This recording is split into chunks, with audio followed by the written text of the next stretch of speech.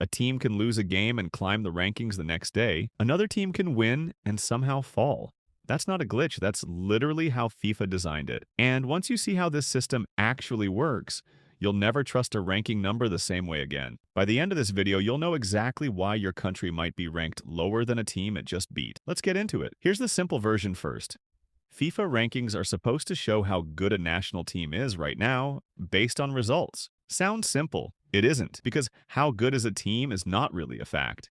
It's an opinion dressed up as math. FIFA just decided on a formula and said, this is the opinion we're going with. Everyone else has to live with it. Every match changes your points. Win and you gain. Lose and you drop. Draw and not much happens. That part's intuitive, but here's where it gets interesting. The number of points you gain or lose depends on three things stacked on top of each other: your opponent's strength, how big the game was, and how confident the math was before kickoff. So beating a weak team barely moves the needle. It's like getting a participation trophy. Emotionally underwhelming. Technically a win. This is the part nobody explains well, so let's fix that. Before the match even starts, the algorithm predicts a result, like a betting line, but nerdier. If you're ranked way higher than your opponent, you're expected to win easily. So if you do win easily, you don't gain much. You just did what you were supposed to do. But if you only scrape by, or worse, draw, you actually lose points. You met expectations technically. The math doesn't care about technically. You know, the type of team that beats a giant once every 4 years and never lets anyone forget it. That's not pride talking. That's math talking. When a low-ranked team beats a high-ranked team, the algorithm treats it like an earthquake. Massive point swing. Because the formula basically says, wait, that wasn't supposed to happen? Recalibrate everything. Meanwhile, the bigger team gets punished hard for losing to a team they were supposed to beat. One game, two completely different emotional realities. Not all matches are created equal. A friendly in March means almost nothing. A World Cup qualifier means a lot. A World Cup match itself means a ton. FIFA literally multiplies your points based on the importance of the game. So winning the World Cup isn't just a trophy.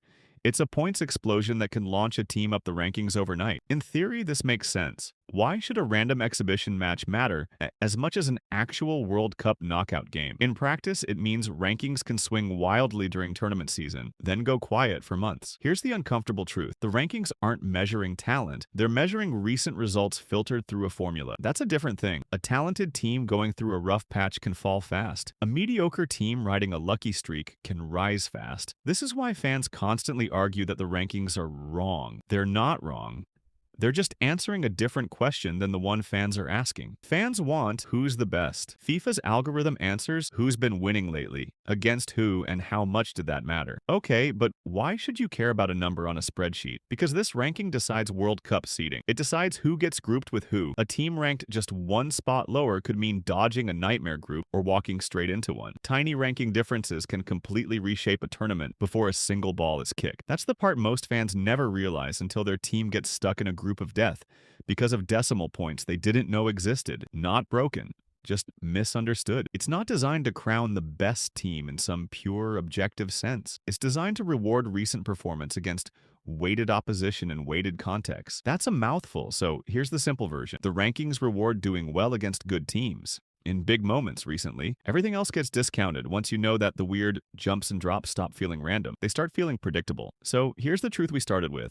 A team can lose and climb. A team can win and fall. And now you know exactly why. It's not a mystery. It's a formula quietly judging context, opponent strength, and stakes behind every single match. Next time a ranking shift looks insane, ask yourself who they played, how big the game was, and what the algorithm expected. Suddenly it makes perfect sense. If this finally made the rankings click for you, subscribe. There's a lot more about how soccer actually works behind the scenes, and you're going to want to see it.